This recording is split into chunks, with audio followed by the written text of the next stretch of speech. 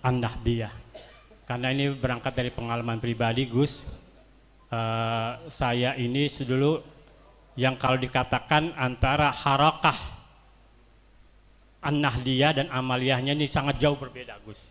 Saya tetap cinta NU gitu ya, apalagi barangkali ketika umur 7 tahun 77 itu saya sudah diajak ke panggung sama abah saya mendengarkan orasi abah beliau kayak Syukron Makmun.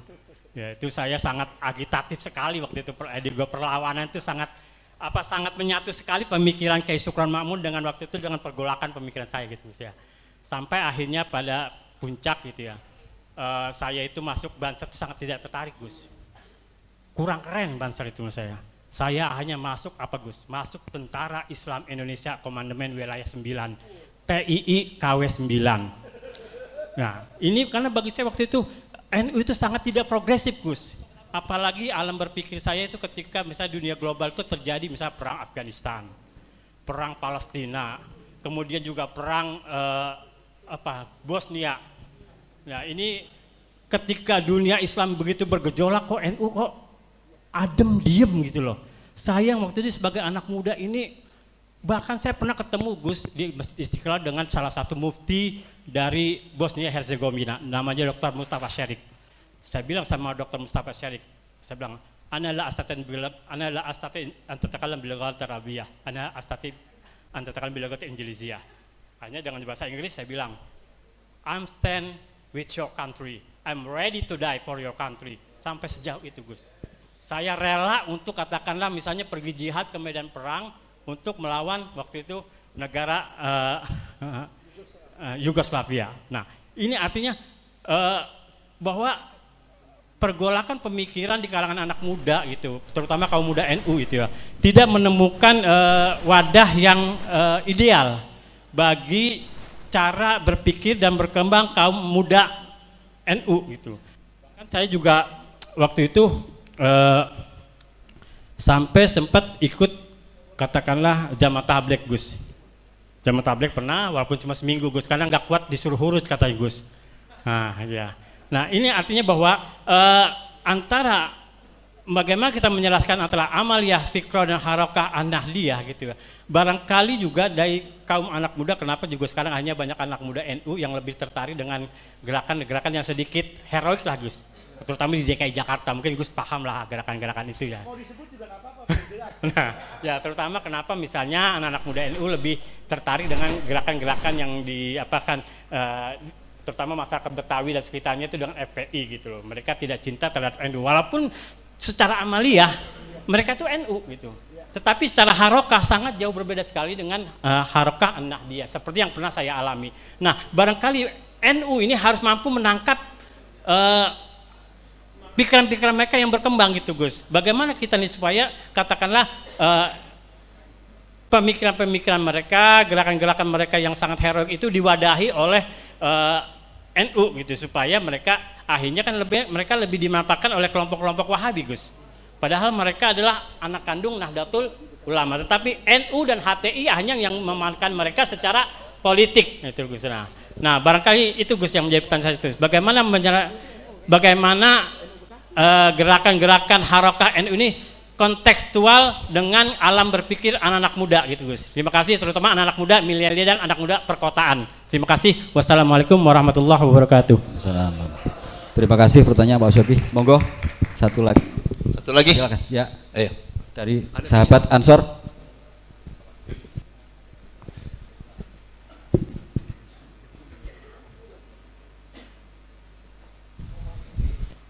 Assalamualaikum warahmatullahi wabarakatuh.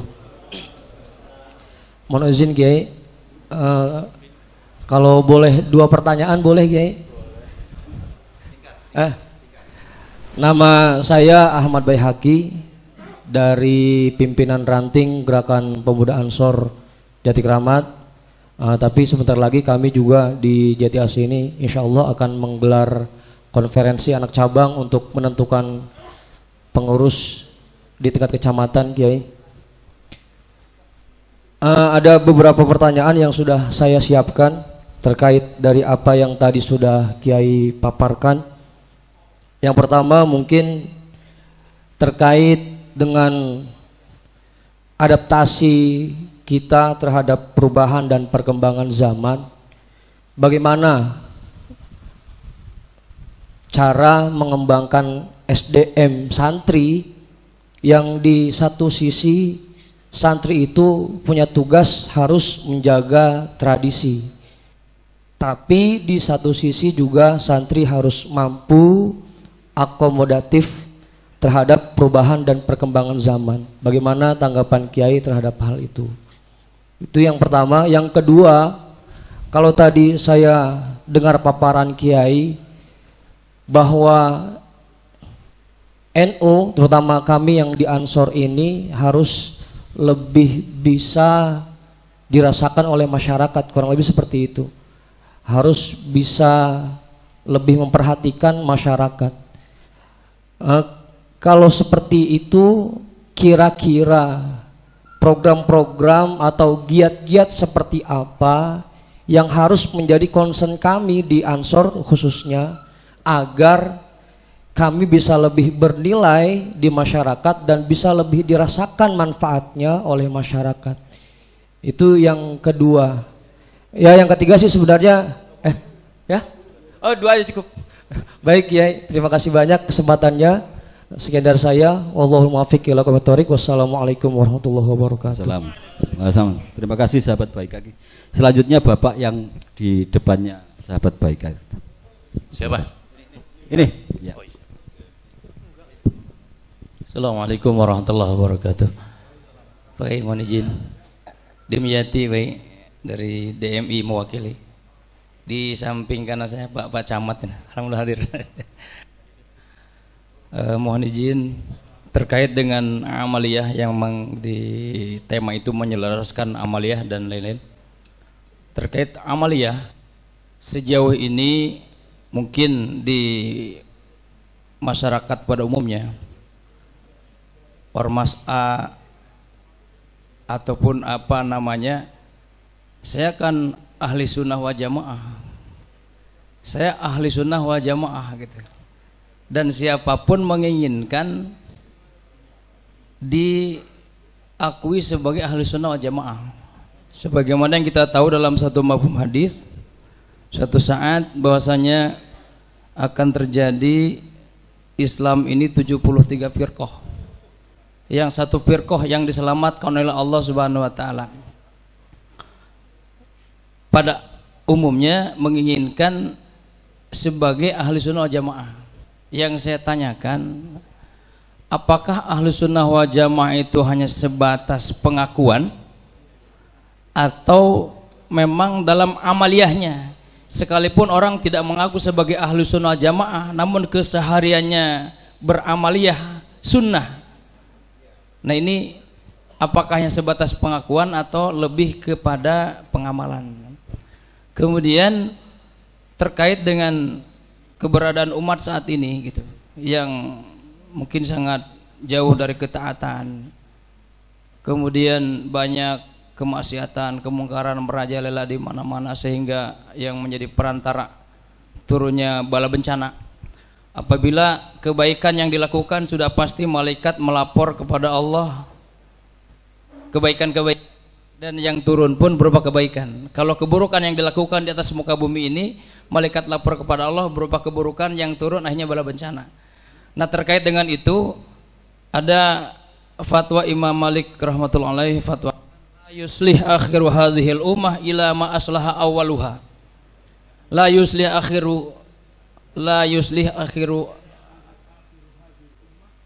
ila ma aslaha awwaluha. Itu tidak akan pernah menjadi baik umat kurun abad terakhir ini kecuali perbaikan seperti kurun awalnya. Ini mohon pencerahan, penerangan dari Pak Kiai mumpung ada hadir di sini. Jazakallahu khairan. Terima kasih. Terima kasih. Assalamualaikum warahmatullahi wabarakatuh.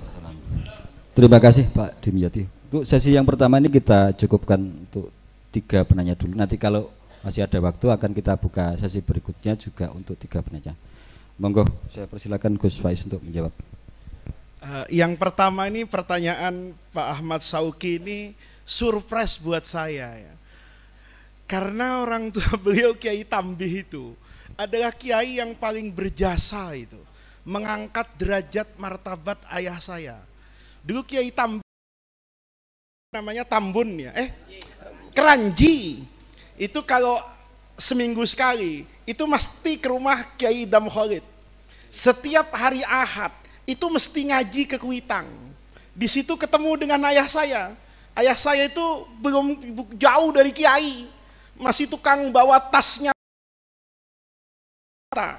Dulu Pak Idham itu datang ke Ponorogo, nanya sama masyarakat Ponorogo, siapa anak muda yang NO-nya Pak Ponorogo.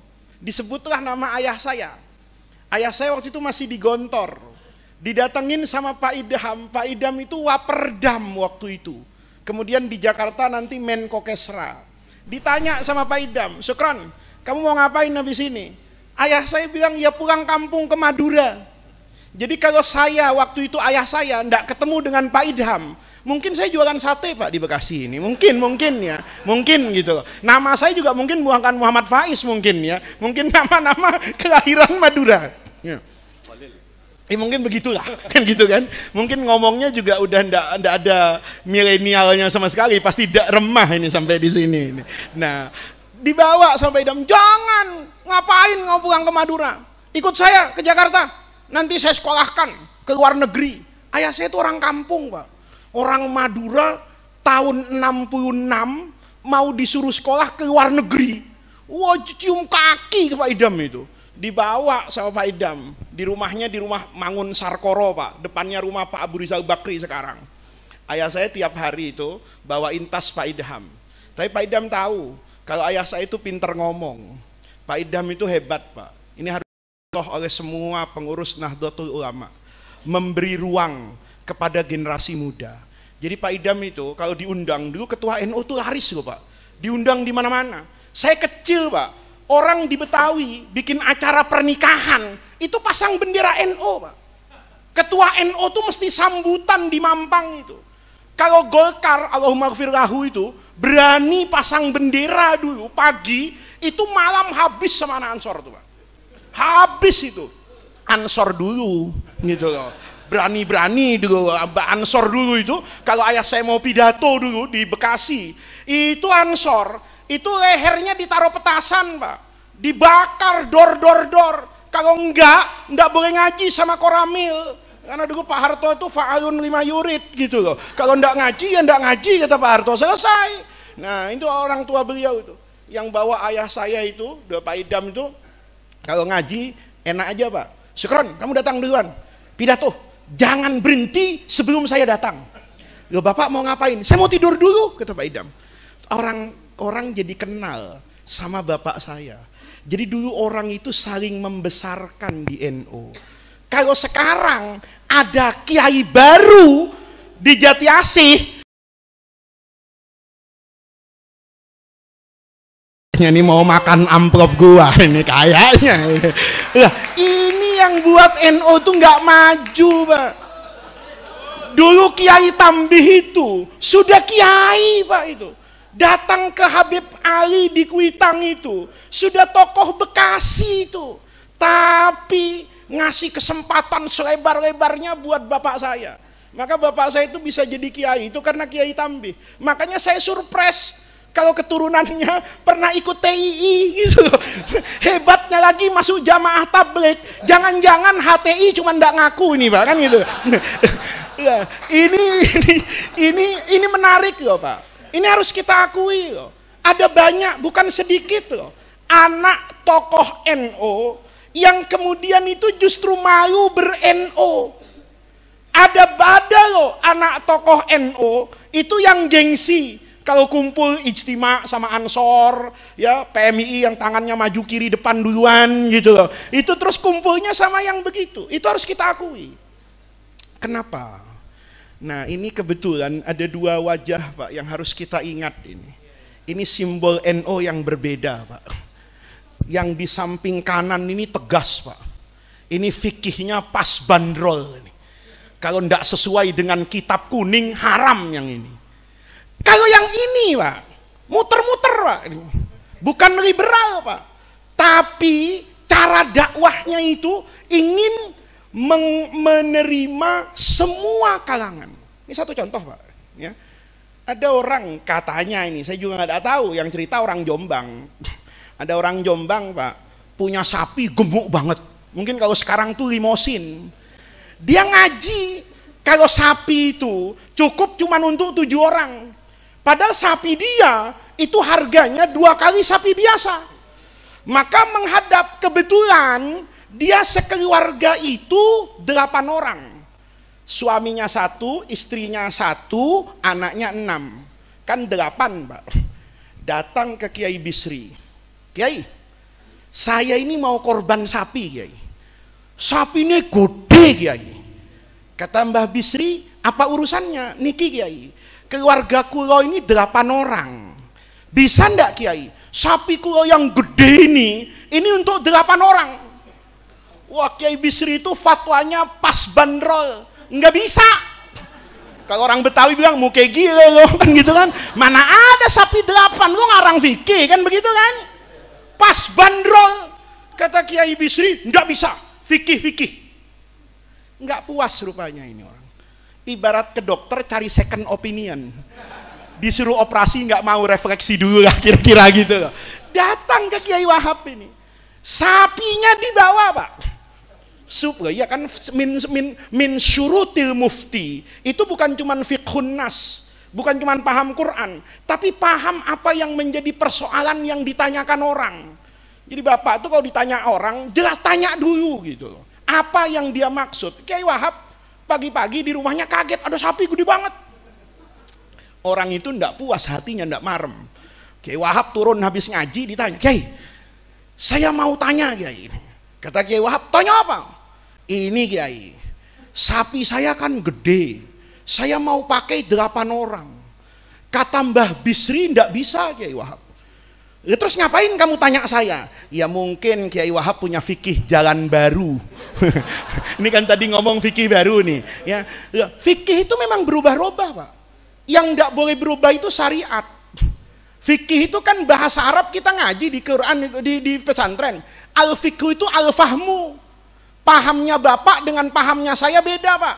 Itu namanya fikih. Maka fikih itu luas. Yang sempit tuh hati kita. Ngelihat orang nggak kunutan, buat orang ini sempit hatinya. Nggak sah sholat gua. Ya kan? Padahal yang nggak kunutan itu Imam Abu Hanifah. Kenapa Imam Abu Hanifah nggak kunutan? Hadisnya sama taunya, Pak. Tapi fahmunnya beda. Kiai Wahab juga gitu. Pahamnya Kiai Wahab dari mukanya nih. Ini orang Islam Protestan nih. Jangan diviralin ya, ini buat supaya kita nggak ngantuk lah ya. Ini Islam Protestan nih, tampangnya ini santri yang sami'na wa pikir-pikir nih, bukan sami'na wa atokna nih. Paham Kiai Wahab nih. Orang yang kayak gitu, kalau dipotong dengan syariat ngeyel, Pak. Karena dia nggak damai antara pengetahuan dia dengan realitanya. Lah, ini kan soalnya sapi itu kalau kurus cukup untuk 7. Lah sekarang sapi saya kan gemuk, harganya 2 kali lipat, mestinya 14 orang. Lah kenapa dilarang-larang cuma nambah 1? Lihat nih. Enggak boleh gitu. Kiai Wahab itu jawabnya enak. Dilihat sapinya. Kata-kata bener. Kalau dilihat ukuran sapimu, ini memang cocok ini, cukup untuk 8 ini. Tapi ada masalah, kata Kiai Wahab. Apa masalahnya? Yo, kan sampean tahu toh. Kata kiai-kiai, nanti kambing dan sapi yang kita korbankan Idul Adha itu nanti akan kita pakai untuk melewati jembatan Shiratal Mustaqim. Kan kita ngajinya dari kecil gitu, ya. Lo korban sapi, ntar sapinya lu naikin di Shiratal Mustaqim. Kalau saya enggak mau, masa masuk surga naik sapi, nggak keren amat? Ya naik Lamborghini lah kayak Hotman Paris, kan begitu kan? Nah, tapi itu kan kita terima bahwa binatang itu nanti jadi tunggangan kita di akhirat. Maka logika itu dibangun sama Kiai Wahab. Kata Kiai Wahab, kalau ukuran sapimu memang cukup. Kiai Wahab itu mendamaikan perasaan orang, disuruh coba itu. Ayo naik suaminya paling depan, Pak. Ayo istrinya naik, anaknya naik satu-satu tuh. Sampai anak yang bungsu, masih kecil. Kata Kiai Wahab, nah ini masalahnya. Anakmu yang kecil ini naiknya gimana? Kata bapaknya, gampang Kiai, nanti saya turun saya gendong. Di akhirat nggak ada gendong-gendongan. Likulli imri'in yauma idzin sya'nun yughni. Lihat nih, pakai dalil Pak, bukan liberal ini, pakai dalil. Likulli imri'in yauma idzin sya'nun yughni. Nggak ada orang mikirin orang. Bapak begitu naik di atas sapi, kepikiran ke surga, lupa yauma yafirul mar'u kan ayatnya. Kata Kiai Wahab, ini masalahnya. Nanti kamu bertujuh ke surga, anakmu yang bungsu ketinggalan. Piye iki? Kata orang, piye ya Mbah Yai ya? Anu aja, kata Kiai Wahab. Kamu beli kambing yang kecil, ya, beli kambing yang kecil. Untuk apa Mbah Yai? Untuk jadi pancian. Tahu pancian? Nanti kambing yang kecil itu sama malaikat di akhirat ditaruh di kaki belakang sapimu yang gede. Nanti anakmu mancik kambing dulu, naik ke atas sapi, masuk surganya bareng-bareng. Itu orang bener ya Kiai ya. Itu kan separuh pinter separuh goblok Pak. Artinya apa? Jawaban Kiai Wahab tuh sama dengan Kiai Bisri, bahwa sapi itu cukupnya cuman 7 orang. Cuman cara jawabnya keren ini. Tambahin kambing 1, goblok juga tuh orang. Bener Kiai ya, saya beli kambing 1. Itu kan sama, bahwa sapi segede apapun tetap hanya untuk 7 orang. Itu kan sebetulnya cara menjawab Pak. Jadi NU tuh nggak usah saut-sautan sama PKB, nggak usah mesra-mesraan sama P3. Itu cuman cara jawab aja. Semuanya kita butuhkan. Kita juga butuh kekuasaan, Mbak. Butuh kekuasaan, Mbak. Saya kalau punya penguasa, itu enak, Pak. Ya, saya kemarin tuh ngaji itu terlambat, Pak. Ya kayak bapak-bapak ini, enggak boleh pulang. Saya ditanya-tanya gitu. Pesawat mau terbang itu. Saya bilang, ini butuh ansor sama banser itu. Saya bilang sama ketua ansor, pesawat jam sekian, tenang Kiai. Nanti saya telepon, Kiai nanti lewat pintu VVIP. Saya bilang yang benar loh, gampang. Itu si urusan ketua banser diancam bandara takut katanya. Beneran Pak. Saya itu naik, turun dari situ, mobil saya itu dikawal polisi. Saya bilang kok bisa ya polisi ngawal saya? Gampang Pak, itu rekanan ansor polisinya. Saya masuk di bandara itu Pak, dengan mobil-mobilnya ke bawah pesawat itu. Saya kopernya diambil, sarungan lagi, mana sarung batik saya waktu itu. Itu orang sepasawat ngeliat. Ini pejabat siapa ya? Masuk terakhir kopernya dibawain sama petugas bandara. Itu karena saya dekat dengan kekuasaan. Kekuasaan itu wasilahnya banser-banser nekat gitu loh. Itu dahsyat betul kekuasaan Pak. Jadi sebetulnya NU itu harus memberi ruang untuk semuanya. NU itu kalau P3 sebetulnya tidak bisa jadi rumah besar umat Islam. Karena nanti pilpres beda calon Pak. Tapi kalau NU itu bisa jadi rumah besar. Tinggal tadi yang dikatakan Pak Ahmad Syauqi itu, bisa nggak NU memberi ruang untuk semuanya? Ada kiai kolonial, bisa nyaman di NU. Ada kiai milenial. Kiai milenial itu, ya, itu nggak usah dikasih amplop Pak, top up GoPay-nya. Kan itu ya, kiai milenial itu punya kiris gitu ya. Jadi kalau nanti mau diapa-apain itu tinggal ngambil apa itu barcode-nya aja. Kita kan harus begitu Pak. Kita harus adaptasi dengan semua orang. Ada orang loh Pak mau nyumbang sama NU, tapi dia bingung gitu loh, karena nggak ada nomor rekeningnya. Kalau nyumbang itu harus ke ketua Tanfidiyah. Nanti kalau ditanya laporannya, masa lu nggak percaya sama gua? Gitu. Ini bukan soal nggak percaya sama lu. Ini adalah semangat zaman. Lihat nih. Jadi kalau tadi dikatakan kemarin kecewa karena peran politik luar negeri dan apapun, itu sah-sah saja Pak. Tapi sekarang itu kita nggak perlu kembali ke masa lalu. Gimana NU itu bisa menyediakan semua yang dibutuhkan umat, dan itu dikerjakan oleh salafun soleh di NU. Coba NU dulu, PKI bikin yang namanya apa itu persatuan seniman Lekra. NU bikin apa? Les bumi. Bukan les bumi. Les bumi itu buruh. Yang les bumi ya, yang seni itu apa? Les bumi kan? Itu bapak-bapak. Itu sebetulnya NU itu ingin memberi semua ruang. Maka Kiai NU itu muridnya aneh-aneh, Pak. Saya itu ke setiap awal bulan Muharram itu ngaji di tempat Kiai Sarip.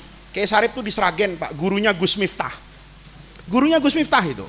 Jadi saya kenal dengan beliau itu dari zaman Orde Baru, Ya, itu kalau bikin undangan kepada Presiden RI, Menteri, Kiai semua datang silahkan, tidak datang juga tidak apa-apa. Ini orang ya gurunya Gus Miftah Pak, jadi aneh-aneh itu. Muridnya itu Masya Allah, saya kadang-kadang di depan acara itu ngeri-ngeri kalau viral ke Bekasi. Kenapa? Di atas mimbar lengkap Pak, jatmannya ada, mimpin tahlilan. Sinden yang pakai baju kayak lontong lemper itu Pak, Masya Allah, yang gerak-gerak goyangannya itu menggetarkan panggung, itu ada juga. Sampai Kiai itu bilang, Gus, kalau Gus kecopetan sepanjang Solo, Sragen, Jogja, tinggal bilang sama saya. Emang kenapa Kiai? Raja copet itu santri saya. Saya bilang enak juga ini. Saya buktikan Pak. Pernah saya di Jogja itu, ada anak pang yang rambutnya macam-macam, saya parkir mobil. Saya panggil itu, sini kamu. Kenal Kiai Sarip nggak di Sragen? Kenal Pak, itu guru spiritual kami. Kamu tahu nggak? Saya gurunya. Oh iya Pak. Itu mobil saya. Itu aman Pak mereka jaga. Karena mereka itu kadang-kadang berani sama Allah tapi takut sama Kiai. itu hebatnya orang-orang kayak gitu. Itu Pak, ketika kita dakwahi semua, itu luar biasa Pak. Sekurang-kurangnya sinden itu zikir Pak. Dan itu yang bisa itu hanya orang NU. Kalau non NU bid'ah, haram, dolalah, finar, kan begitu. Kalau orang NU itu damai Pak. Semua. Nah, ini kata kuncinya. Sekarang bukan tugas saya dan bukan tugas Bapak, tapi tugas di mana kita berada. Anak SMA sukanya apa? Coba Pak santri sekarang. Saya dulu ada santri baru. Itu saya kumpulin santri baru. Saya cerita Imam Ghazali, cerita Ihya, semangat belajar 30 tahun yang lalu. Anak sekarang digituin, anak-anakku Imam Ghazali, nengok dia. Sopo Ghazali ku ya? Nggak ada yang kenal dia. Tapi supaya saya tidak kehilangan pangsa pasar di pesantren, gampang aja itu. Ada anak saya casting Pak. Ini anak kayaknya pinter ngomong. Oh ya, jangan. Tapi ngomong dulu dikit. Iya, jangan. Assalamualaikum warahmatullahi wabarakatuh. Kepada semua para kiai, para ustadz, khususnya beliau, saya mohon maaf, mau permisi duluan. Kebetulan kondisi dari pagi itu subuh udah berangkat ke Purwakarta ya. Pulang sudah ya lewat waktu maghrib. Kebetulan bawa istri udah goyang-goyang di depan tadi.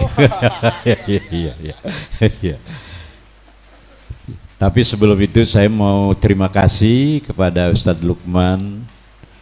Dengan beliau ini subhanallah hadir ini membawa keberkahan semua. Jadi mohon doa jaga semua ini nanti jadi pondok pesantren yang menjadi kebanggaan Jati Asih ya. Kebetulan camatnya cucu saya tuh Pak, cucu saya alhamdulillah. Beres ya. Yang kedua, selain terima kasih Ustaz Lukman, ya Allah, dari pagi itu ada wagub di sini, ya saya malah pergi ya. Tapi juga ada protes juga ini Ustaz Lukman ya.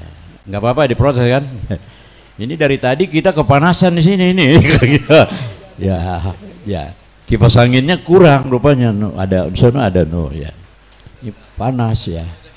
Ada di depan ada ya. Oh ya itu ada dua aja ya. Ya mungkin ya. Mungkin karena terlalu kenyang kali jadi panas nih ya. Ya udah alhamdulillah ya. Jadi mohon maaf kalau mungkin ada yang lain agak panas karena ini masih tahap pembangunan, maksudnya itu ya.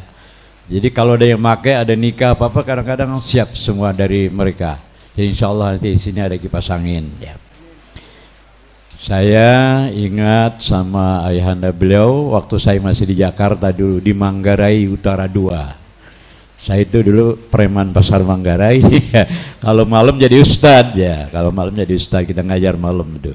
Siang ya usaha ya. Kata Kiai Maimun begitu kan ya, dulu usaha. Cuma sering ketemu beliau, ayahanda ya belum akrab betul. Baru kemudian setelah kesiniin, setelah ke Yasfi udah 3 kali, Yasfi Kampung Sawah udah 3 kali. Nama saya diprotes, ente gimana? Nama ente salah begitu kata Kiai. nggak ada artinya itu nama Rahmaddin, apa artinya? Kalau Rohimuddin gitu ya. Memang nama saya memang unik ya. Kalau aslinya kan memang Ahmaddin ya. Panggilan kecil dulu si Madin, mana si Madin gitu ya. Nah, kebetulan waktu nikah itu di Cibarusa, Kiai Makmunawi kan sana Raden itu. Jadi istri saya yang pertama, ini ya gila ya. Waktu ini tambahin, udah inti tambahin R Raden. Ya Allah. Jadi kalau dipotong R-nya Raden Ahmaddin Afif, kecakapan amat ya. Jadi anak sambung Rahmaddin Afif. Nah, yang paling terkenal di Bekasi ini sekarang Abah udah. Ya Abah, karena udah paling tua. Kalau di Jakarta kemudian ayahanda beliau, di Bekasi saya. Yang kedua Jakarta Barat Ki Hasan Basri baru 75 ya. Saya hampir 80 ini. Tapi perasaan 35 ya. Perasaan lain ya. Barangkali itu ya selamat NU, anak-anak saya juga NU ya. Haji Arifin enggak hadir ya. Kalau Solahuddin tadi ada di sini, ada Solahuddin adalah menantu dari Kiai Profesor Dr. Ali Mustafa Yakub, Imam Besar Istiqlal. Jadi saya besan ya. Ya, ini anak putranya mondok di sana dari Sunnah kan ya. Saya sering lihat di sana ya. Dulu kan kalau ada acara hadir ya. Alhamdulillah walaupun belum terlalu banyak anak saya ya baru 11 lah kalau anak kandung ya. Baru 11 baru. Cucu baru 24 ya. Ya, jadi penerus Yasmin ini satu kebanggaan. Ada yang anaknya Solahuddin kan di Yaman, ada yang mau berangkat ke Madinah, ada yang di Liurboyo. Dari berbagai pesantren ini insya Allah Yasmi jadi kebanggaan ya. Barangkali itu saya mohon maaf duluan, lanjutkan ya sampai tuntas ya. Saya mengucapkan selamat, moga-moga ini satu kebanggaan kita di NU ya. Jadi NU memang pendamai. Alumni Yasmi itu kan dulu dari Flores, Islam dia. Begitu udah lama nggak ketemu, Abah, saya membangun masjid, izinin dia. Oke. Tapi saya membangun masjid nggak pakai kunut, kata dia begitu. Waduh, hebat ente. Tapi ana pesan, silakan bangun nggak pakai kunut. Tapi kalau ente bangun masjid nggak pakai pintu, ana nggak setuju. Gila. Begitu ceritanya ya. Jadi saya sudah lengkap ya, karena ibu saya emak marang dulu tuh. Emak saya asalnya orang kampung sawah, saudaranya itu saudara kandung emak saya itu ada yang Katolik, ada yang Protestan. Abah saya asli orang sini nih ya. Jadi pesantrennya kan ibu lebih dulu ya, lebih dihormati. Jadi kita buka pesantren di Yaspi, sana kampung sawah, walaupun belum terlalu luas ya, baru sekitar 2 hektar ya. Ya insya Allah di sini malah angan-angannya 5 hektar nanti ya. Mohon doa semua berkembang ya, menjadi kebanggaan umat Islam di Jati Asih bahkan Provinsi Jawa Barat ya. Mohon nanti doain baca Fatihah. Dilanjutkan dan ana duluan.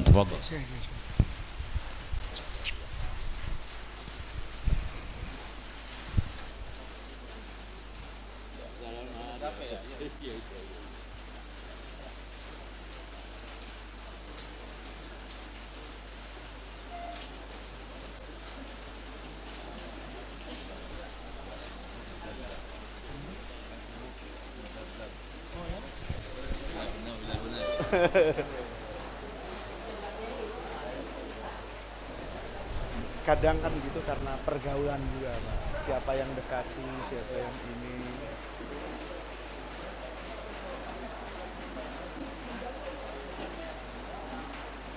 Tapi yang hadir ini banyak loh, untuk ukuran yang WC-nya yang hadir ini banyak loh.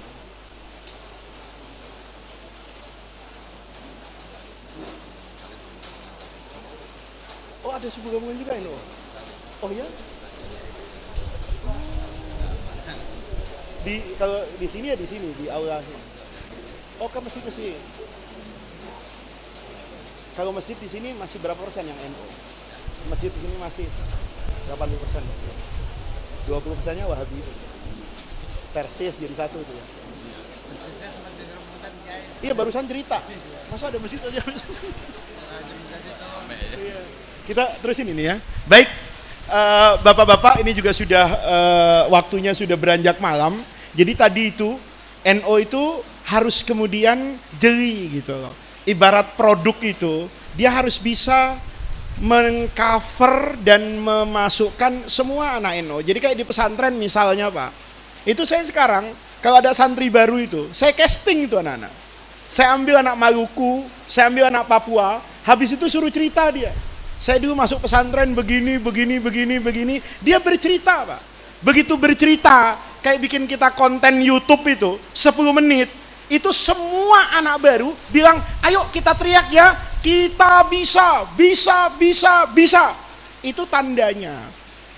Saya memberi ruangan kepada generasi milenial untuk kemudian bisa beradaptasi dengan pesantren, yang pesantren itu juga tidak beda-beda amat dengan kehidupan mereka di luar. Jadi itu Pak Ahmad Sauki, ke depan itu bukan tugas dari atas saja itu, tapi masing-masing di ranting tahu, oh orang Bekasi sukanya kayak apa.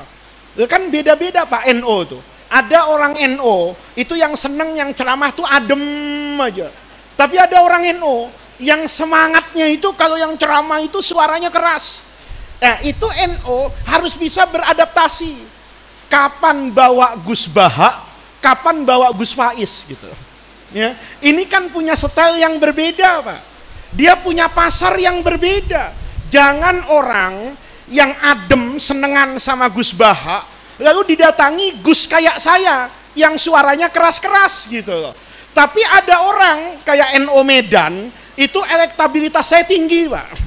Karena mereka memang suka yang begini-begini gitu loh. Nah, NO itu harus bisa membuat paket lengkap Pak. Palu gada, apa yang lu mau gua ada itu di NO. Itu yang ingin saya jawab. Yang kedua, yang dari Ansor Jati Kramat. Ini menarik ini Pak. Kita diminta beradaptasi dengan perubahan zaman. Itu sebetulnya kita kalau belajar di pesantren, dulu belajar 2 idiom tuh. Islam itu ada yang namanya as-sawabit, ada yang namanya al-mutaghayyirat. Ada hukum yang paten ini, tidak bisa dirubah karena kita tidak tahu illatul hukminya secara pasti. Jadi kalau kita ngaji fikih, kan kalau mau tahu hukum, ini hukum ini sebetulnya apa? Maka yang kita lakukan yang pertama kali itu namanya tangkihul manat. Kalau saya mau tahu kenapa khomer ini hukumnya haram, maka semua alasan yang bisa memasukkan khomer ini menjadi haram itu saya tangkih. Khomer itu benda cair, khomer itu punya bau, khomer itu ada rasanya, khomer itu ada warnanya misalnya, khomer itu memabukkan. Dari semua ausaf ini saya cari namanya as-sifatul munasibah lil hukmi. Keluar, oh khomer ini haram karena memabukkan. Maka kita bilang namanya tahrijul manat. Kita keluarin nih. Oh, khomer itu haram karena memabukkan. Sekarang kita punya khomer baru nih. Sabu-sabu misalnya, whisky misalnya. Dulu Nabi bikin khomer, zaman Nabi orang bikin khomer itu mesti dari buah-buahan. Sekarang dari zat kimia. Tapi ketika kita tahu bahwa zatnya sama, daya rusaknya sama, ketiga bendanya berubah, maka kita bilang manatnya tetap mutahakik, maka hukumnya tetap sama. Nah, ini namanya as-sawabit wal mutaghayyirat. Nah, gimana caranya NO menjawab tantangan zaman? Konsep yang ada di NO itu harus dibawa ke ranah implementasi hari ini. Contoh nih, kita orang NO itu sebenarnya sering zolim sama kitab kuning Pak. Yang membuat kitab kuning tidak berharga itu sebetulnya kita sendiri Pak, bukan orang lain. Contoh nih, misalnya kita ngajar fikih muamalat ini, mohon maaf nih, kita kalau ngaji Fathul Mu'in, kalau bab ibadah lama berbusa-busa. Giliran bab buai muamalat tuh jual beli itu lewatnya cepet banget itu.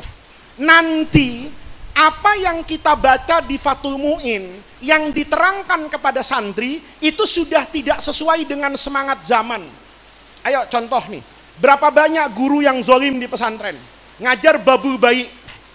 Min syurutil mabi, ini kau baca Fathul Qorib nih, ayyakuna makduron ala taslimihi, barang yang dijual itu harus bisa diserah terimakan.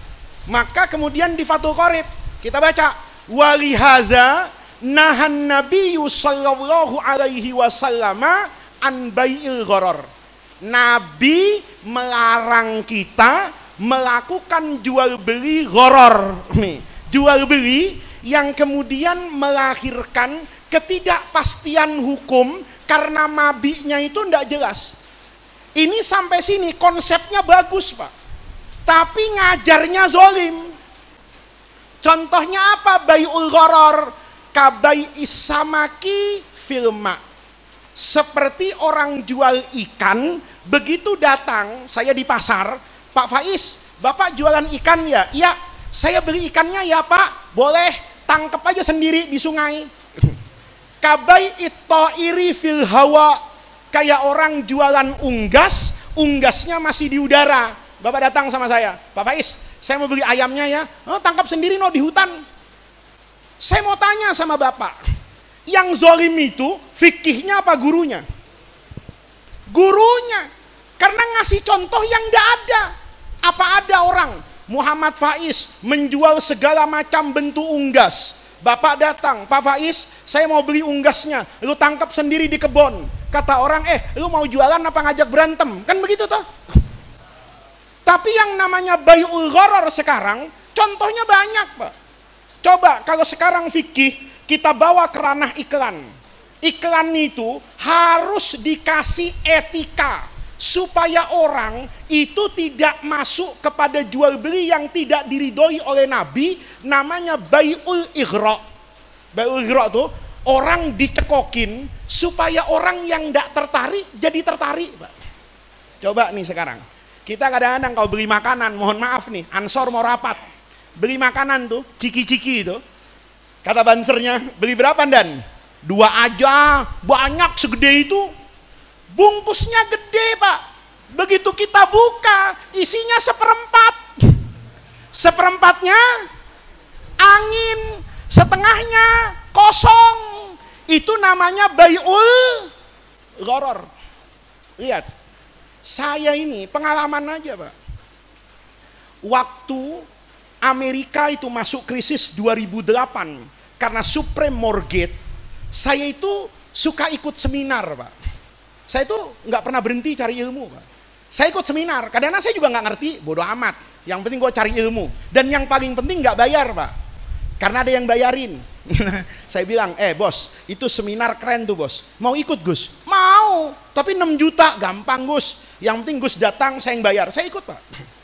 Berdebat itu, subprime mortgage di Amerika itu orang ribut Pak.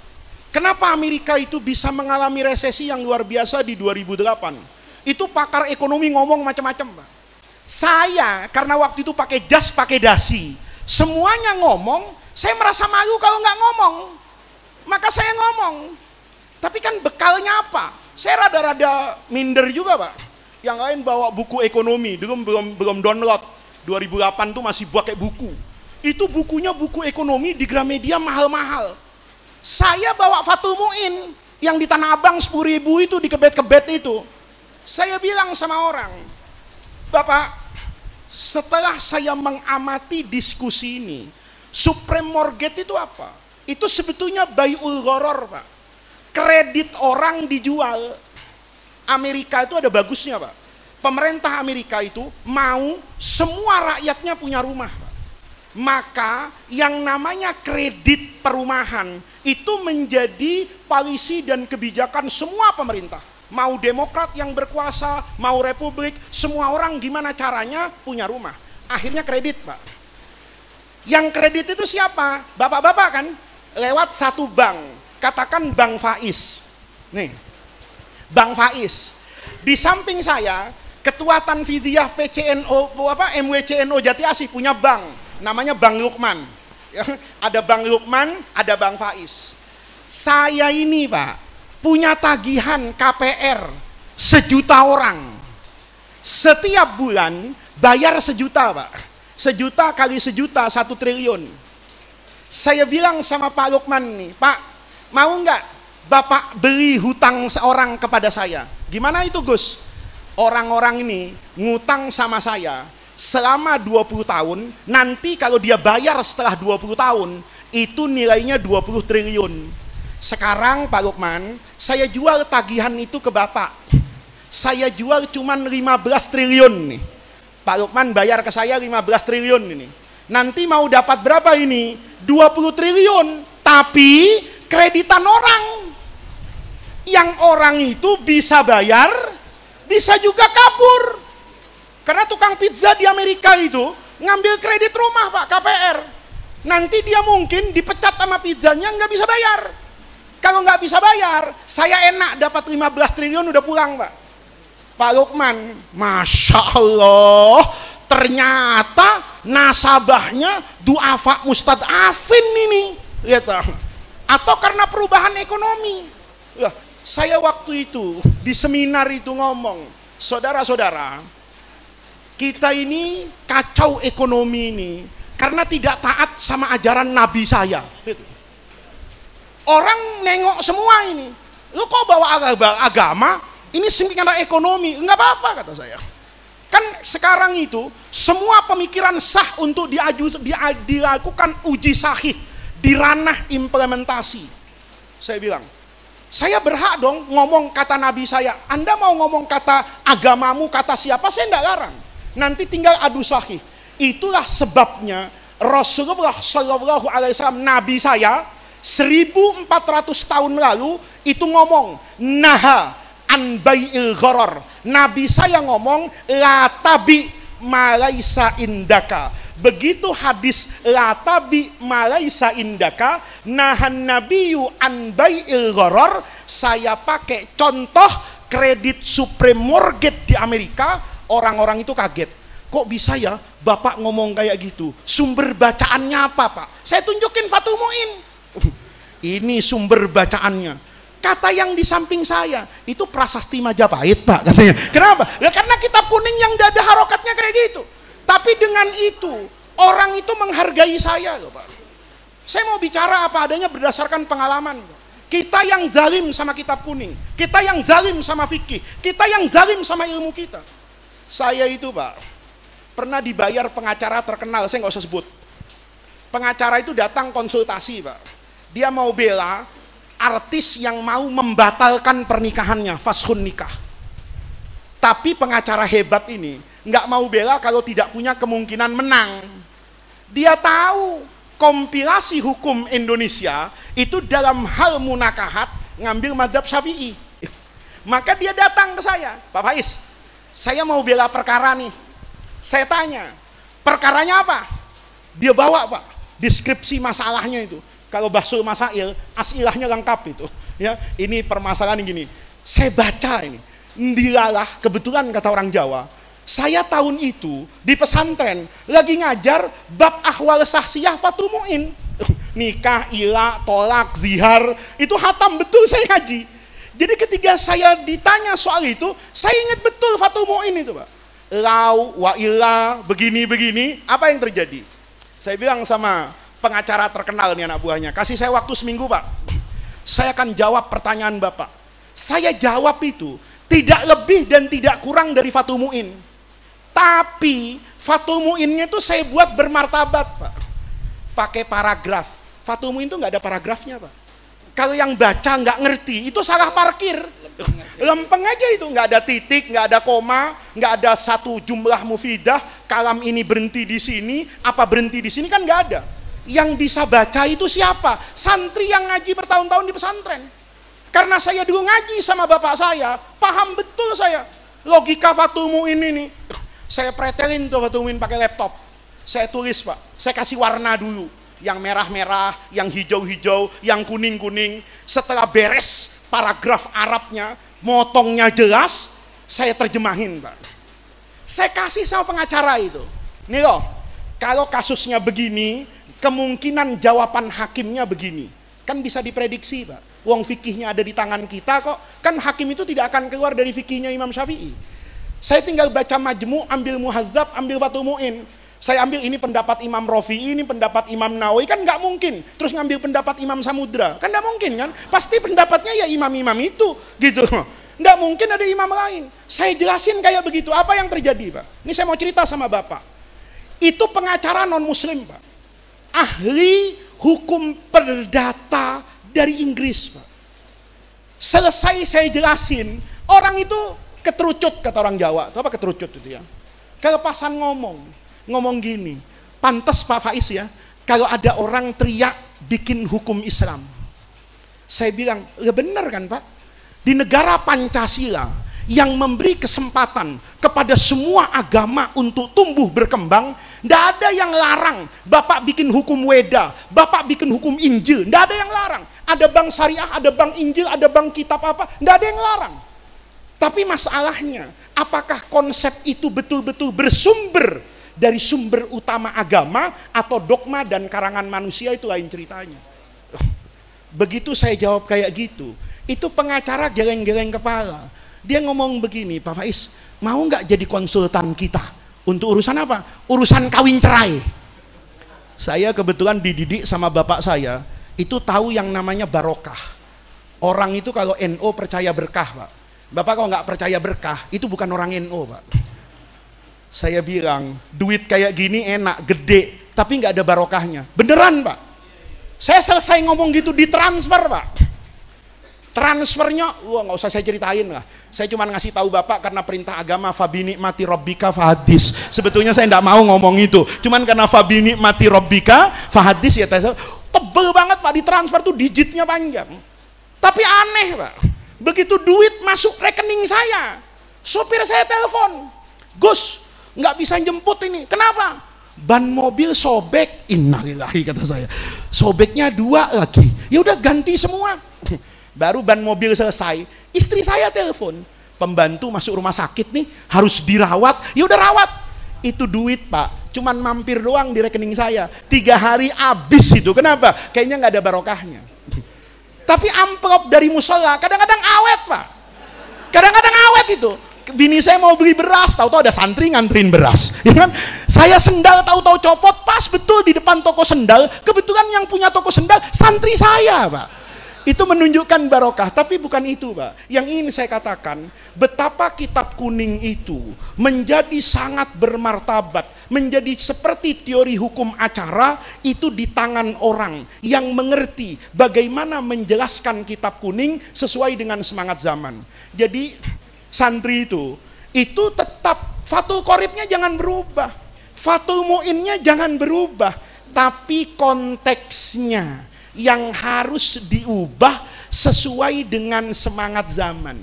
Misal nih, orang NO itu kalau Jumatan itu susah. Rata-rata banyak yang iadah itu. Kenapa? Ini nggak mustautin gitu. Karena apa? Karena fikih hududul watonnya masih ikut dulu Pak. Lah, kalau kita pakai fikih dulu, saya di Jakarta harus sholat di Istiqlal Pak. Itu satu-satunya masjid jami. Sekarang Jumatan di parkiran. Pertanyaannya, apa butuh fikih baru? Sebenarnya enggak. Kita butuh siyaghah saja, pemahaman yang baru. Karena Nabi kan nggak pernah ngomong Pak. Memang Nabi pernah ngomong, lu jangan Jumatan ya, kecuali KTP-nya asih, nggak ada.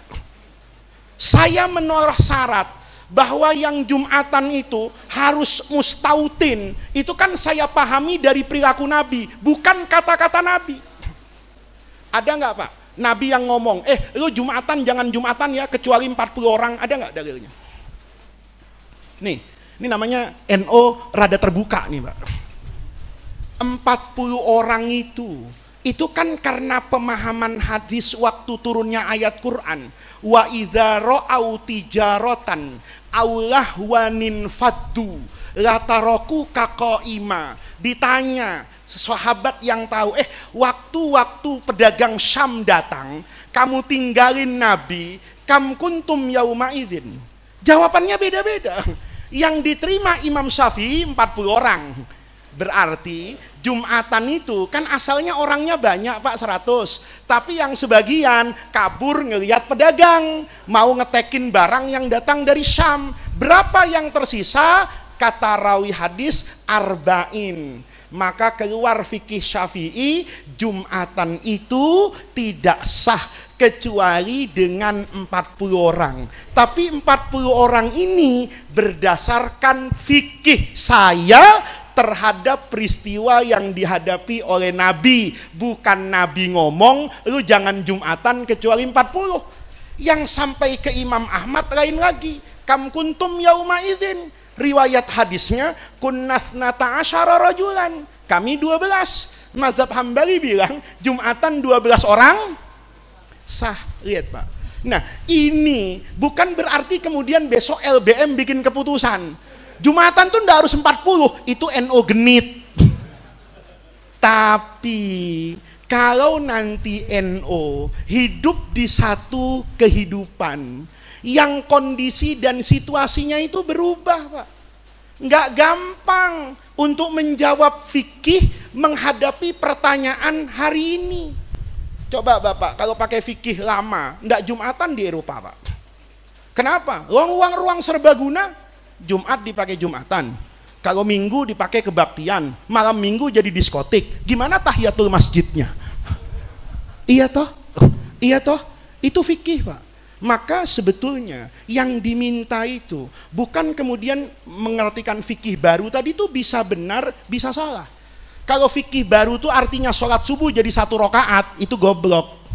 Gitu loh. Tetapi ketika siagoh fikih baru, itu berdasarkan begitu banyak paradigma yang diakui sebagai fikih, itu sah Pak. Lihat Imam Abu Hanifah itu. Imam Abu Hanifah itu memahami hadis itu keren banget Pak. Hadis zakat misalnya, ini cerita aja Pak. Imam Abu Hanifah itu karena sangat kaya, maka fikih zakatnya itu orientasinya pada fuqara wal masakin. Dia satu-satunya fikih yang memasang nisab zakat itu rendah Pak. Kalau Imam Syafi'i itu 96 gram emas 24 karat Pak, baru kena zakat. Imam Abu Hanifah pasang bandrol cuman 85 gram emas 22 karat. Ini ada bedanya Pak. Karena Imam Abu Hanifah itu imam yang sangat kaya.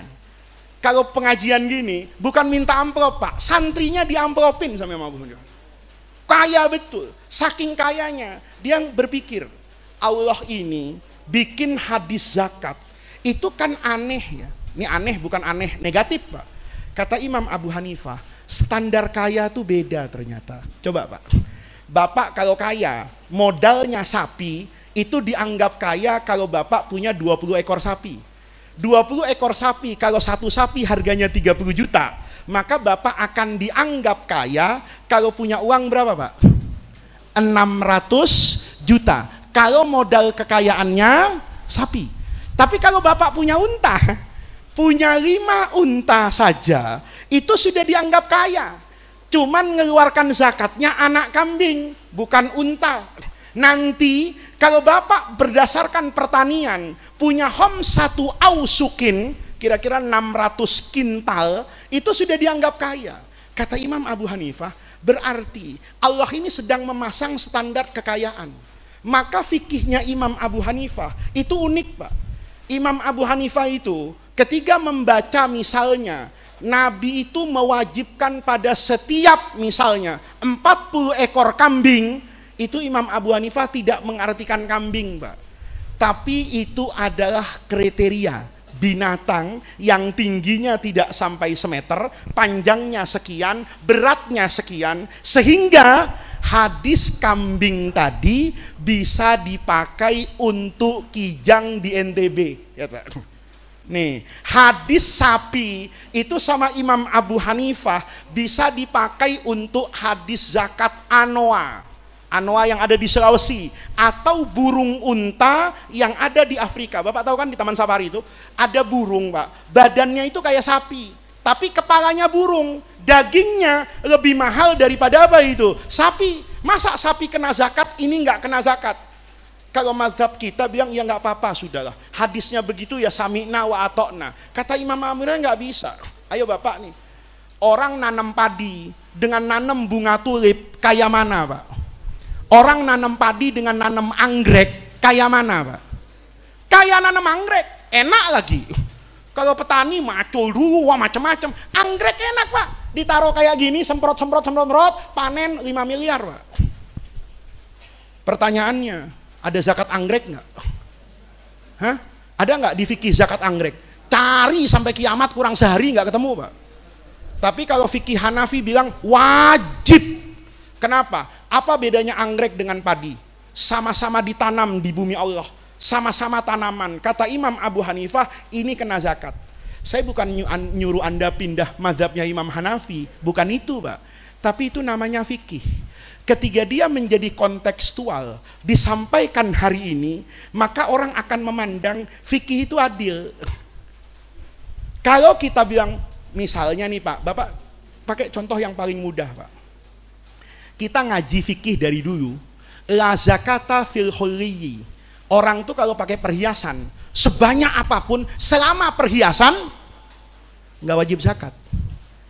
Tapi Bapak harus tahu dong, perhiasan zaman Nabi itu Sayyidina Utsman berapa perhiasannya? Sementara perhiasan sosialita kita sekarang, itu miliaran. Terus ada orang miskin, tukang becak, nabung, setahun tahu-tahu punya tabungan 100 juta. Kiai, wajib zakat nggak? Wajib, 100 juta, nisab.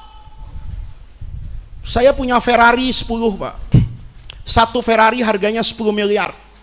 Punya 10, 100 miliar. Saya datang sama Kiai, Kiai, saya punya Ferrari 10 nih, wajib zakat nggak? Nggak wajib, nggak ada zakat Ferrari, Lamborghini, nggak ada. Ayo, dipahami oleh orang secara terbuka. Ini tukang becak punya duit 100 juta, kena pajak 2,5%. Saya punya Ferrari 10. Nih lihat, saya cincin saya persis punya Hotman Paris tuh. Satunya 25 miliar, Pak. Di satu tangan ada 3, 75 miliar. Saya datang sama Kiai, Kiai, ini berlian, Kiai. Oh, berlian nggak ada zakatnya. Nggak ada, babu zakat tuh berlian, nggak ada. Tapi saya mau tanya sama Bapak, kalau itu disampaikan kepada generasi milenial, mereka akan merasa Islam adil atau merasa Islam tidak adil? Nggak adil. Sementara soal zakat itu namanya amrun ijtihadi. Fikihnya luas. Tinggal bagaimana seseorang menerapkan itu berdasarkan kemaslahatan. Kalau hari ini, Pak, lukisan tidak kena zakat, bahaya. Kenapa? Karena kalau saya beli lukisan yang bersertifikat dari Balai Lelang Christie, maka sertifikat lukisan saya yang bergambar Raden Saleh itu, menggambar Pangeran Diponegoro, itu sertifikatnya lebih laku daripada Bapak gadaikan tanah di Jati Asih. Kenapa? Sertifikat sini tanah sengketa lagi. Tahu-tahu semua orang punya sertifikat asli, kan ada yang begitu. Sementara sertifikat lukisan ini sudah terjamin keasliannya. Begitu saya punya lukisan Raden Saleh menggambar Pangeran Diponegoro ketika perang, dijual di Balai Lelang Christie di Inggris laku 30 miliar, saya bawa ke Bank Mandiri. Saya mau kredit nih, saya mau bikin supermarket. Di mana Pak Faiz? Saya mau bikin di Jati Asih. Berapa biayanya, Pak? 40 miliar. Nih, saya gadaikan sertifikat lukisan saya di Balai Lelang Christie, harganya 30 miliar. Diterima nggak sama bank? Diterima. Berarti lukisan sekarang itu nilainya sama dengan apa?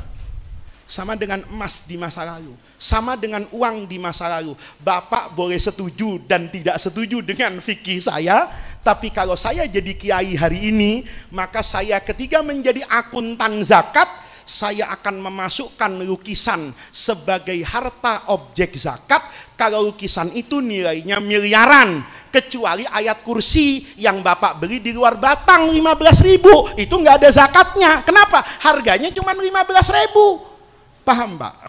Itu yang Anda tanya. Jadi kalau Anda tanya, saya harus apa ini? Ya, fikih itu Anda harus jelaskan ke masyarakat dengan memuaskan.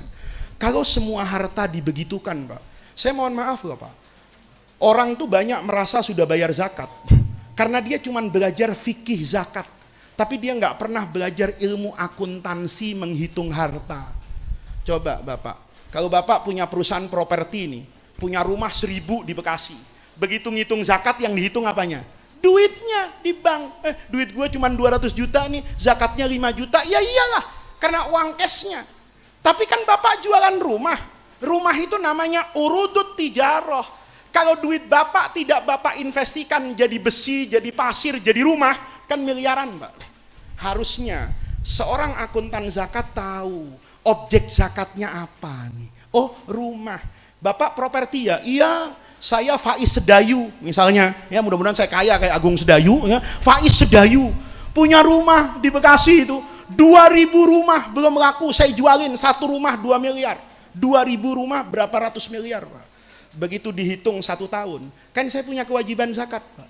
Zakat saya bukan berupa uang, tapi berupa aset yang saya jual rumah tadi. Kan enak, Pak. Ada ustadz yang masih kontraktor, ngontrak di mana-mana. Kan tinggal saya panggil, Ustadz, nih zakat saya berupa rumah. Itu namanya menerjemahkan fikih zakat itu pada aspek ekonomi hari ini. Gimana orang yang punya zakat perusahaan, ngerubah nanas jadi makanan kaleng. Nilainya jadi beda, Pak. Nanas sekilo dengan nanas sudah dikalengin jadi minuman, itu nilainya beda. Itu tugas NU sekarang ya. Jadi soal kunut nggak kunut itu nggak usah kenceng-kenceng lagi. Insya Allah semua orang NU sudah paham dalil kunut. Tapi yang kayak begini itu penting. Jadi kalau pertanyaan Anda tadi itu bagaimana saya beradaptasi dengan perubahan zaman, ayo Anda robah zaman ini.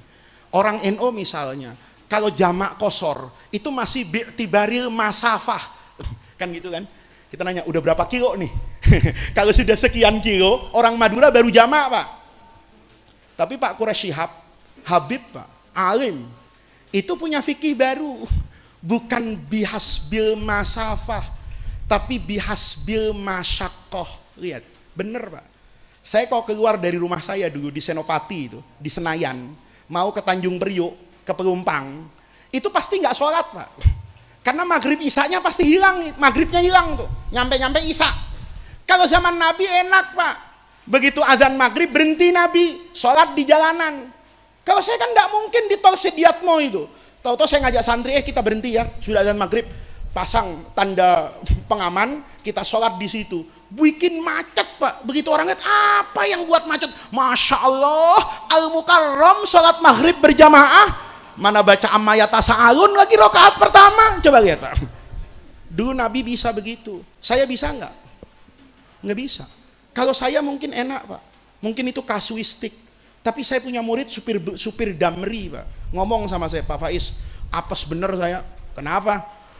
Saya itu dapat trip damri dari Jakarta ke Bogor. Dapatnya selalu yang jam 5 sore. Terus maghrib saya gimana, Pak? Macet. Apa saya bilang jamak tapi tiap hari, Pak. Ya udah kodok tiap hari kayak nantang Allah, Pak. Coba lihat. Boleh jadi itu membutuhkan yang namanya apa itu? Siaghah jadidah. Selama itu tidak melanggar apa yang paten dalam agama. Jadi itu tugas kita, bahwa agama itu penting juga, yassiru wala tu'assiru, basyiru wala tunafiru. Makanya Bapak kalau belajar fikih nggak pakai tasawuf, aneh, Pak. Bisa kafir juga, Pak, itu. Bapak kalau tahu Mutaqaddimus Syafi'iyah Al-Khurasaniyun yang ada di Irak itu berfatwa, Pak, mazhab Syafi'i itu sholat Jumat hukumnya sunnah. Ini kalau disebarin di Ansor gawat ini. Semua Banser nggak Jumatan itu nanti. Kenapa? Gue jaga ini. Kenapa? Kata Kiai kemarin Syafi'iyah itu ada fatwa yang mengatakan sunnah. Tapi itu fikih, Pak. Itu fikih. Itu bukan pikiran aneh. Itu lahir dari ulama yang punya kapabilitas. Soal Bapak setuju atau tidak setuju itu lain masalah. Tapi itu fikih. Itu menunjukkan fikih itu ketika lahir pendapat-pendapat seperti itu, mungkin kita butuhkan pada situasi dan kondisi yang tertentu agar orang itu merasa bahwa agama itu selalu mendatangkan kedamaian dan jalan keluar, bukan untuk membuat orang lari dan putus asa dari rahmat Allah. Itu yang pertanyaan. Yang kedua, gimana caranya supaya Ansor dirasakan di masyarakat? Ya, kita harus berpikir yang tadi-tadi itu, Pak. Gimana caranya keberadaan Ansor itu menjadi manfaat buat orang. Saya pikir gini loh. Saya punya kawan, Pak, di Jakarta. Nggak usah saya ceritain, Pak. Itu buka perusahaan security, Pak. Kerjaannya itu bikin satpam itu, Pak. Orang dilatih jadi satpam, setelah bisa dijual, Pak, orang ini. Dimasukkan ke perusahaan A, perusahaan B. Itu enak betul, Pak. Fee-nya jutaan itu, padahal nggak ngapa-ngapain, yang capek ya security-nya itu. Nanti 3 bulan gaji dia dapat fee. Gimana seandainya Ansor Bekasi bikin perusahaan security, banser-banser itu disekolahin yang bener. Nanti banser-banser itu kita punya Ansor kan, datangi itu perusahaan properti yang besar di mana itu? Di Bekasi.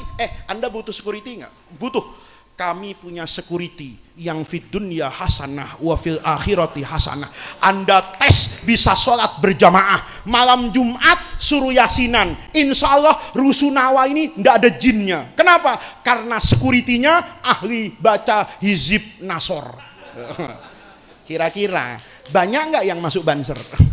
Banyak nggak kira-kira? Banyak. Banser jadi apa itu? Solusi. Gue jadi banser, punya masa depan. Kenapa? Gue bentar lagi jadi security. Nggak apa-apa, gue nggak jadi polisi. Bajunya udah mirip sama polisi kan gitu kan. Sama-sama coklat, anggap aja polisi setengah kan begitu tak? Lihat Pak, itu satu contoh. Ansor misalnya, kita sering protes Pak. Itu anak SD kok sekolahnya mesti, ya terang-terangan aja ya.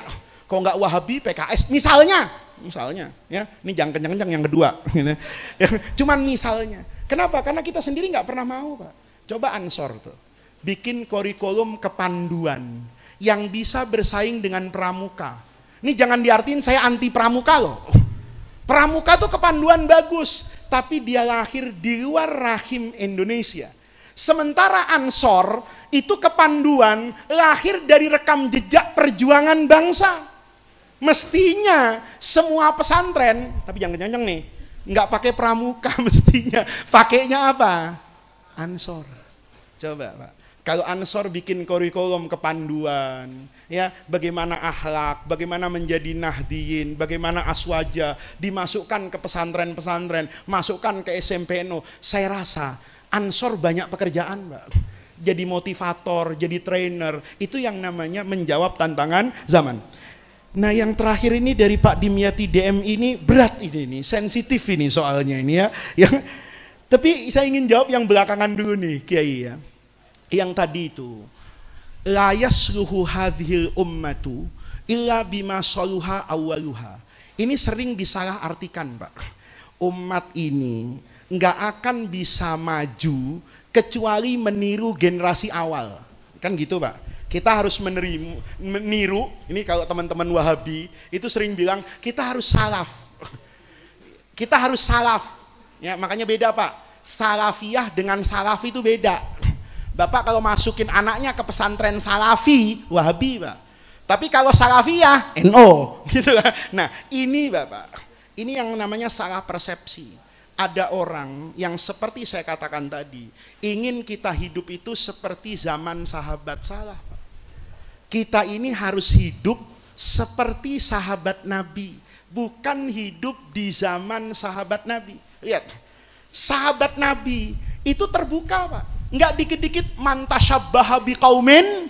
Ini hadis nih sebentar lagi keluar Pak. Mau selamat Natal. Ntar kalau selamat Natal nih Desember, itu WhatsApp aneh Pak. Kalau saya itu udah pengalaman Pak. WhatsApp yang gitu tuh enggak pernah saya hapus. Nanti ada orang nanya, Gus, apa hukumnya selamat Natal? Itu saya balik Pak, pakai WhatsApp dia yang dulu. Lo tahun kemarin udah nanya gitu. Memang masalah kita nggak ada selain itu. Lihat nih Pak. Nih, kita seolah-olah nih, kalau mau bagus, itu ikut salaful ummah. Padahal salaful ummah itu terbuka loh Pak. Sayyidina Umar itu niru gaya hidupnya orang kafir itu banyak. Apa contohnya? Apa contohnya? Banyak banget. Sayyidina Umar itu dikasih tahu, ya Amirul Mukminin, kami ini di Persia itu punya daftar tentara, namanya Ad-Dawawin. Ada tentara, ada pensiunan, ada as-sabiqunal awwalun, ada data. Kata Umar, ma ahsanahu, bagus banget ya. Maka semenjak itu Umar dawanat dawawin. Buat itu di administrasi negara nih. Ini Ibnu Mas'ud nih. Masuk Islamnya lebih awal. Nanti kalau gua banyak duit nih, ini dapatnya lebih banyak nih. Oh ini orang Islam baru nih. Nanti kalau dapat duit, dia nggak boleh sebanyak yang ini. Itu Sayyidina Umar niru siapa itu? Niru Persia Pak. Nih kita aja yang kadang-kadang kurang piknik, bilang masjid sunnah, masjid bid'ah. Pernah kan Bapak dengar itu? Ada masjid di sana, oh ini masjid sunnah, ini masjid. Itu orang kurang piknik Pak. Masjid dalam Islam tuh nggak ada bentuknya. Bahkan kalau mau jujur, al-fannul ma'maril islami, arsitektur Islam, itu perpaduan Pak, dari agama Majusi dan agama Kristen. Orang Islam ekspansi ini, masuk ke Konstantinopel, ngelihat gereja-gereja itu banyak kubahnya. Cakep ya, ada kubahnya, maka masjid kita pakai kubah. Datang ke Persia, ngelihat orang Persia, kok banyak menaranya ya. Kata orang Islam, bagus juga nih. Nanti kita bangun menara, yang azan di atas menara aja. Nggak usah kayak Bilal tadi, cari gunung. Bapak kalau azan zaman Bilal Pak, itu nggak ada menaranya Pak. Nyari tempat yang tinggi. Jadi kalau mau azan di Bekasi, cari yang tanahnya tinggi Pak. Insya Allah muadzinnya seminggu minta pensiun Pak. Kenapa? Lah, tiap azan lari maraton ini. Lihat, di situ Bapak, itu namanya, kenapa Islam maju? Karena waktu itu peradabannya terbuka.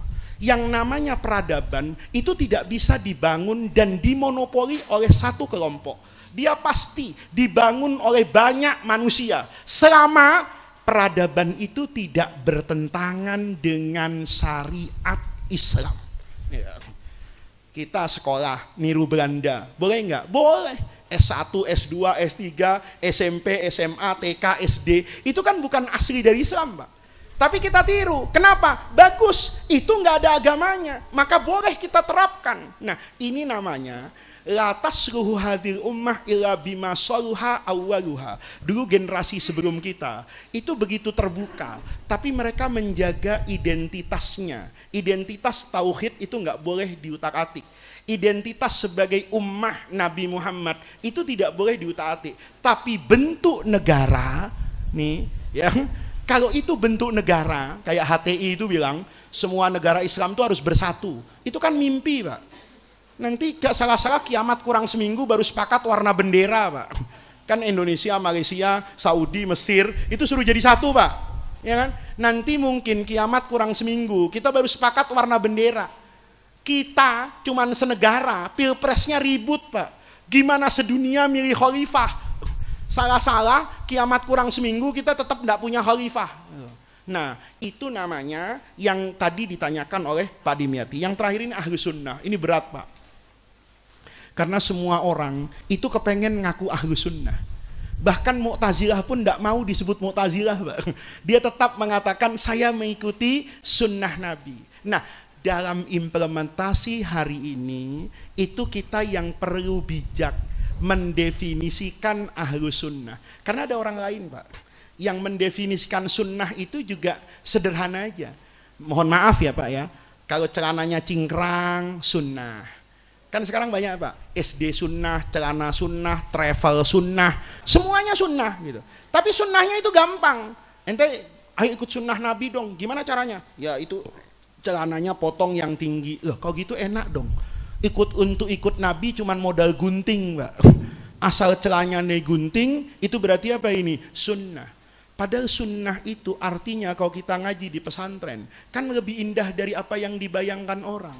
Mahiyas sunnatu. As-sunnatu itu ma'udifat ilan Nabi sallallahu alaihi wasallam. Mungkin min qaulin, boleh jadi min fi'lin, boleh jadi min takririn. Itu namanya sunnah. Nah, kita ini ahlu sunnah yang paling mudah dan bijaksana itu mengikuti apa yang ada di dunia Islam secara umum. Contoh NO, Hadratus Syaikh itu ketika menulis ADART NO tentang ahlu sunnah wal jamaah, itu sebetulnya definisi ahlu sunnah yang diterima oleh semua orang di dunia. Makanya semua orang di dunia itu bisa jadi anggota NO.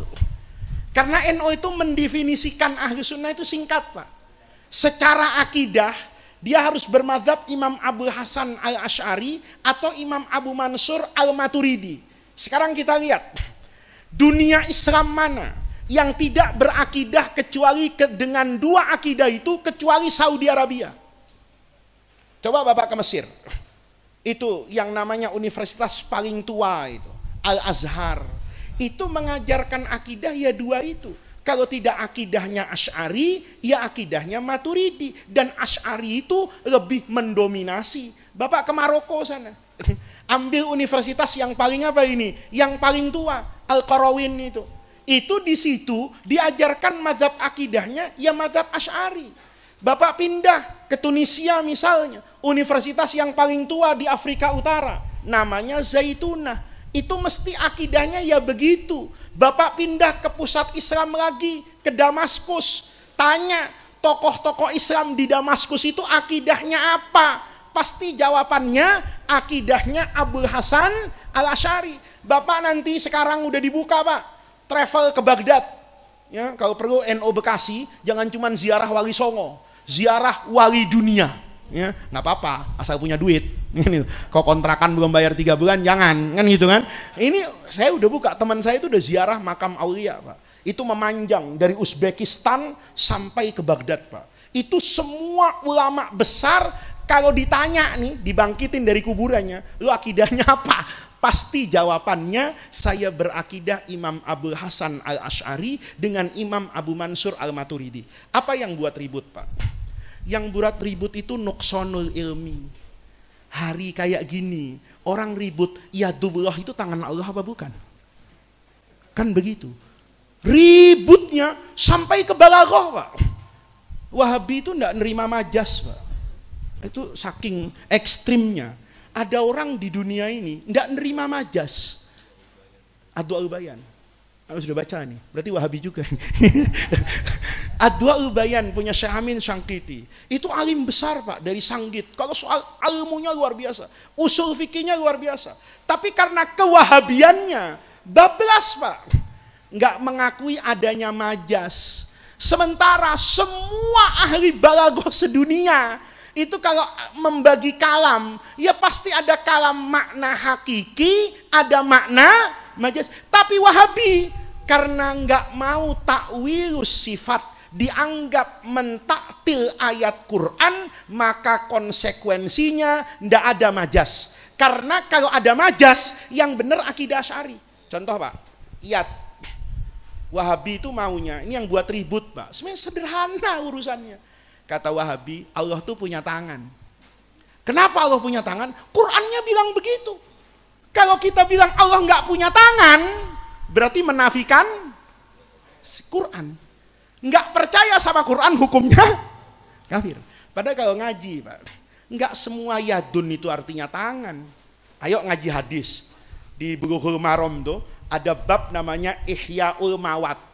Ihya'ul Mawat itu kalau ada tanah tak bertuan Pak.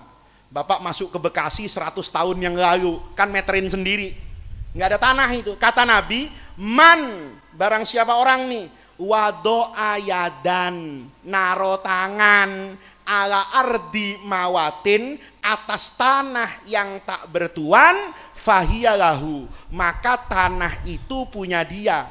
Pertanyaannya, apa ada dalam fikih orang itu kalau mau punya tanah tak bertuan terus tangannya ditaruh, nih punya gua ya, gua udah pegang ya? Enggak begitu. Man wado'a yadan itu dalam fikih nanem, macul, magerin, itu namanya wado'a yadan. Ya. Saya bilang, saya itu punya tangan di Pemkot Bekasi. Memang tangan saya nempel di kantor wali kota? Kagak. Wali kota itu santri saya. Kalau saya perintahkan, tangannya akan tanda tangan seperti kemauan saya. Seandainya tanda tangan saya laku, selesai. Cuma berantemnya Ahlus Sunnah itu Kiai, sebetulnya cuma bermula dari ayat sifat. Dari ayat sifat tuh kemana-mana. Allah itu seakan-akan jadi berbentuk. Karena berbentuk, itu kan sama Pak. Waktu Pak Kiai Said Akil bilang, misalnya Asy'ari itu menjadikan sifat wujud tuh pertama Pak. Kita kalau ngapain apa itu? Sifat 20. Itu pertama wujud, kidam, bako, muhalafatun, lil hawadisi, kiamuhu, dan seterusnya. Padahal di Quran itu kan tidak ada ayat yang bicara secara langsung Allah maujud. Nih, orang ribut. Wah, itu kafir itu. Mengatakan nggak ada dalil Quran yang mengatakan Allah itu maujud. Padahal Imam Asy'ari memasukkan kata wujud sebagai awal sifat 20 Itu untuk menggugah kesadaran kita bahwa Allah itu maha maujud. Sebelum adanya kata wujud, Allah itu sudah wujud. Dan kata wujud itu diwujudkan oleh yang maha wujud. Sederhana, Pak. Kita misalnya ribut soal takdir, Jabariyah, Qadariyah. Itu berasal dari sini, Pak. Karena bayangannya ada sekarang, ada besok, ada kemarin. Itu buat saya. Memang buat Allah ada kemarin. Memang buat Allah ada besok. Enggak ada. Allah itu yang maha wujud. Nah itu sebetulnya. Jadi kalau Bapak mengatakan ahlu sunnah itu apa? Ya beda-beda, Pak. Kalau ahli sunnah di masyarakat awam, itu standarnya biasanya tahlilan. Yang enggak tahlilan, enggak ahli sunnah. Itu awam, Pak. Padahal tahlil enggak tahlil itu enggak ada urusan sama ahlu sunnah. Prinsipnya itu mendoakan orang yang meninggal. Kalau ada orang bilang orang meninggal enggak perlu didoakan, doa yang hidup kepada yang mati enggak sampai, itu baru keluar dari ahlu sunnah itu. Kenapa? Karena sunnah mengatakan doanya ahya itu akan bermanfaat kepada amwat. Soal tahlilan itu teknis, tapi kita juga harus bijaksana di masyarakat. Kalau kita percaya bahwa doa kepada orang meninggal itu sampai, kan mestinya sudah oke aja dengan tahlilan. Nggak usah membuat keguncangan di tengah-tengah masyarakat. Itu menjadi ciri khasnya pengamal aswaja. Pak Idham yang saya ceritakan tadi, Pak. Itu kalau naik kapal, Pak Idham itu kata ayah saya takut naik pesawat. Maka kemana-mana, Pak Idham itu naik kapal laut, Pak, kalau ke Sulawesi. Pernah satu ketiga ketemu dengan Buya Hamka, gitu loh. Begitu ketemu dengan Buya Hamka, Pak Idham tuh dipaksa jadi imam. Kata Buya, Pak Idham jadi imam. Enggak kunutan Pak Idham itu. Orang Kalimantan muridnya protes. Gimana ini ketua Tanfiziyah enggak kunutan? Kata Pak Idham, saya menghormati Imam Abu Hanifah. Kata murid, mana Imam Abu Hanifah? Itu Buya Hamka.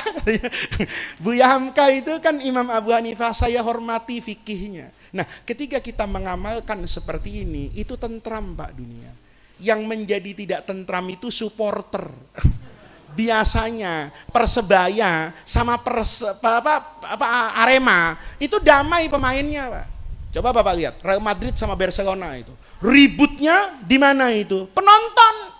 Pemainnya damai itu, begitu selesai, prit, Real Madrid kalah 5-0, tukar kaos, Pak. Jabat tangan, petinju aja, Pak, akhlaknya hebat itu. Habis tonjok-tonjokan banget, begitu teng ronde terakhir, pelukan.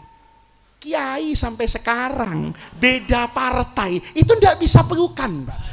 Lalu kan lebih mulia petinju toh dari kiai. Ini namanya afikroh aswaja ini. Jangan sampai kita kemudian karena teriak-teriak moderat, tetapi kita sendiri tidak bisa moderat. Kita nggak bisa melihat perbedaan, yang perbedaan itu masih ada dalam konklusi fikih. Nah, jadi di sini Kiai, kalau bicara dalam konteks Indonesia, aswaja itu juga butuh pengakuan. Karena kalau saya sudah tidak diakui sebagai NO di Bekasi, itu rasanya undangan saya jatuh drastis, Pak. Bapak viralin aja, Faiz ini infiltrasi mata-mata Wahabi yang disebutkan ke dalam NO. Viral, Pak. Hoak nih sebetulnya, tapi dipercaya semua orang. Yakin, Pak. Undangan saya bangkrut besok. Oh, ternyata Wahabi, ya Wahabi nggak dihitung, Pak. Padahal itu belum tentu benar, tetapi kita hidup itu pada lingkungan yang tidak sesederhana yang kita bayangkan. Jadi kalau dipikir, aswaja itu yang paling penting apa? Yang paling penting pengamalan. Tapi merek juga penting. Saya jualan martabak, minyaknya minyak unta, tapi di kaleng cap babi. Orang mesti kabur. Yang lebih parah, jualan minyak babi pakai minyak cap unta. Yang enak itu minyaknya memang minyak unta, capnya juga cap unta. Itu yang bisa saya sampaikan. Alhamdulillahirabbil alamin. Tepuk tangan untuk Gus Faiz. Terima kasih, meskipun hanya menjawab dari 3 penanya, tapi penjelasan sangat gamblang sekali dan insya Allah sudah menjawab menjawab dari maksud pertemuan kita malam ini, dan termasuk yang dari Pak Dimyati tadi kita mendapatkan pencerahan Saya pikir karena sudah menjelang jam 12 malam, mungkin kita cukupkan pertanyaan di sini saja. Dan sebelum saya serahkan kepada pembawa acara, saya mengucapkan kurang lebihnya mohon maaf. Wallahul muwaffiq ila aqwamit thoriq. Wassalamualaikum warahmatullahi wabarakatuh. Dan untuk doa saya serahkan kepada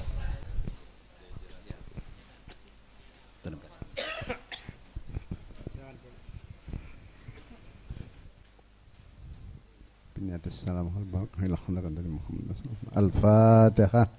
A'udzu billahi minasyaitonir rajim. Bismillahirrahmanirrahim. Alhamdulillahirabbil alamin arrahmanir rahim maliki yaumiddin. Iyyaka na'budu wa iyyaka nasta'in. Ihdinas siratal mustaqim. Shiratal ladzina an'amta 'alaihim ghairil maghdubi 'alaihim waladdallin. Amin. Bismillahirrahmanirrahim. Alhamdulillahirabbil alamin. Hamdan yuwafi ni'amahu yukafi mazidah. Ya Rabbana lakal hamdu wa lakal syukru kama yanbaghi li 'azimi sultanik. Allahumma salli wa sallim wa barik ala sayyidina